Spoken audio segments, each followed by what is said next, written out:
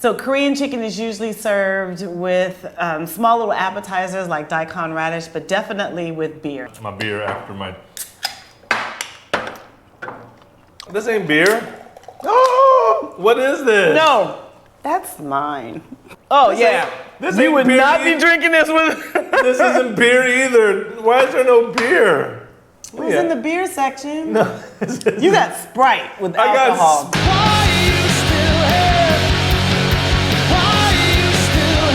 Hello, beautiful people. I'm Leah. I'm Justin. Thank you for joining us and welcome to our channel. In today's video, we're going to share with you what we eat in a week. One of the best ways to engage in a culture, like really get up in it, is to eat the local food.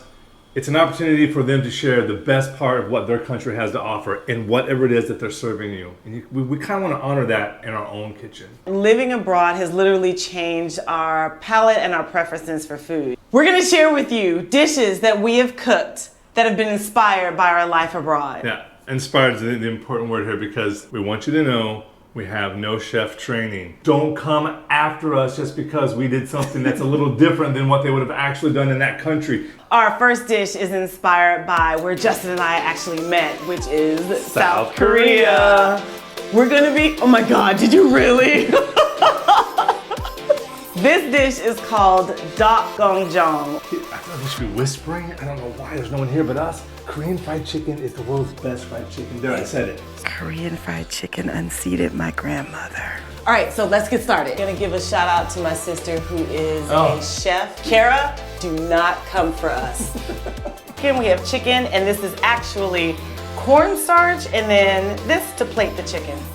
So the best Korean fried chicken is double fried. So what you're gonna do is cook this for about 10 minutes and then remove it. So we're gonna let this sit for about 15 minutes.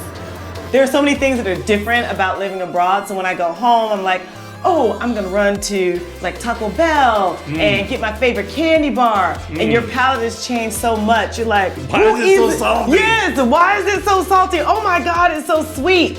I can taste the chemicals on this. Yeah, So, oh yeah, you said that so many times.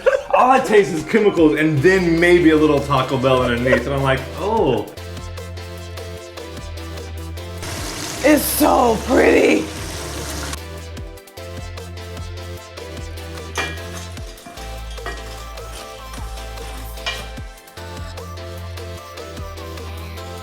This is a very like social gathering food, right? So Korean chicken is usually served with small little appetizers like daikon radish, but definitely with beer.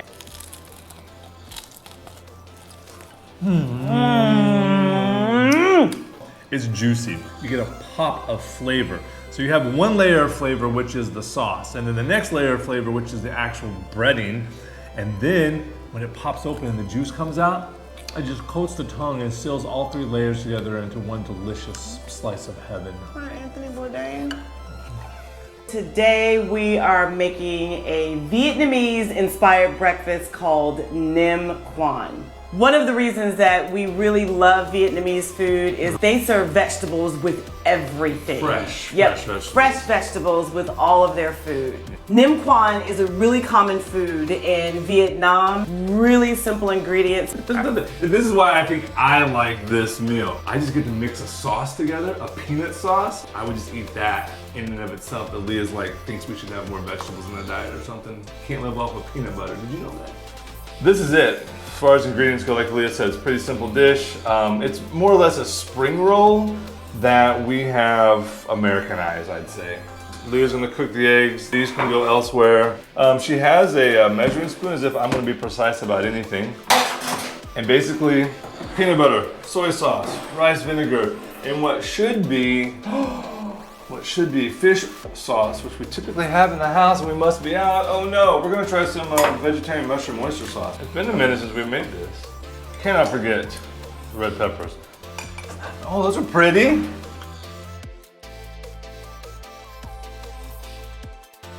When we first discovered these things, we didn't know what they were because they were left behind in an apartment. That later would become a food staple in our home is kind of surprising to me. But this becomes soft when you add hot water to it. The plate filled with hot water. You dip this in here.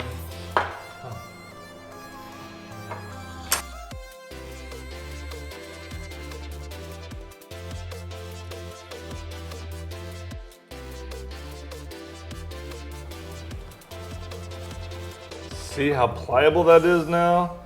And see how horribly I wrapped it? But this is what our Vietnamese breakfast burrito looks like. Dip it in this lovely homemade sauce. Mmm. We're gonna make, what's it called? Buldak. Nice job. Buldak, which is spicy, fiery Korean chicken. This is one of the first things I think Leah ever cooked for me, isn't it? Is it? I think so. This is a really simple meal to make. It requires very few ingredients. We have 2 tablespoons of vegetable oil, some minced garlic, some minced ginger, soy sauce, little bit of water, pepper, crushed chili pepper. These are rice cakes, which you can get from probably any local Asian grocery store. Chicken, we have gochujang. I love this dried pepper paste. That's why we have the Costco size. We have the Costco size because we eat this with everything. Here's what we're missing about Korean cuisine. Heat. We lived in Vietnam and now we're living in Taiwan, for those of you who don't know, new to the channel, thanks for joining us. And we don't get enough heat. Like there are some specialty dishes in Vietnam that kind of made me think, huh, so some of you do know what a pepper is, red pepper is. And same with Taiwan. But for the most part, we don't have the heat that we usually have on a daily basis in Korea. And I miss that. I miss that a lot. I don't, just so you know, Pokeballs are not new to anybody. They were new to me. I know, they're new to you.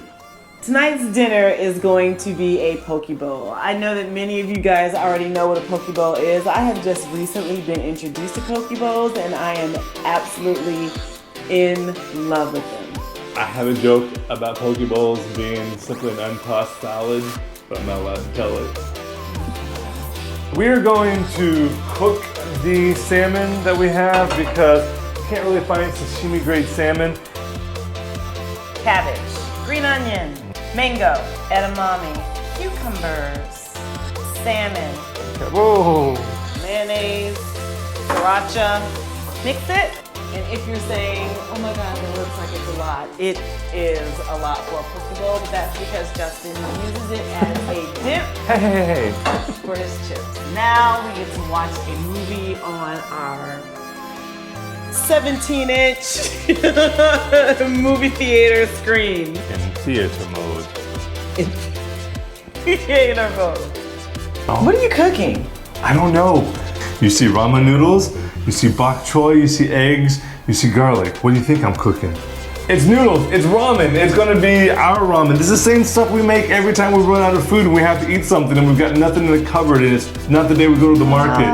It's the wash day outfit equivalent to our meals.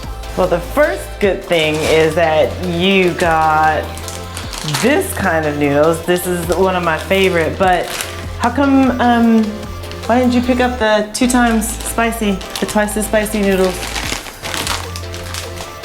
It has a flaming chicken on it, it's breathing fire, and she wants it to be double the spice. I thought when I came to Asia, I'd be eating rice every single day. No, every other day it's noodles. But there is a ramen culture here. There is an instant noodle culture here. When you go to the corner stores, 7-Elevens here in Taiwan, they all have a hot instant noodle station where you have these noodles in a paper bowl. You go up, the water is steaming hot, you put it in there, you put the paper over the top. There's a little sink to drain your juice out if you wanted a little less water in there. So noodles have their own place and they've made their way into our menu. What's your vision for the rest of this stuff? Again, that's the bok choy that's about to go bad, so we have to eat it today. And I'm just gonna flash fry it.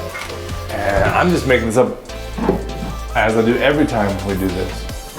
So soy sauce, I'm gonna stir fry those. That's all I'm gonna do. Okay. But I'm gonna use my Rachel Ray tongs instead of chopsticks or whatever you're supposed to use when you stir fry. What do you use when you stir fry?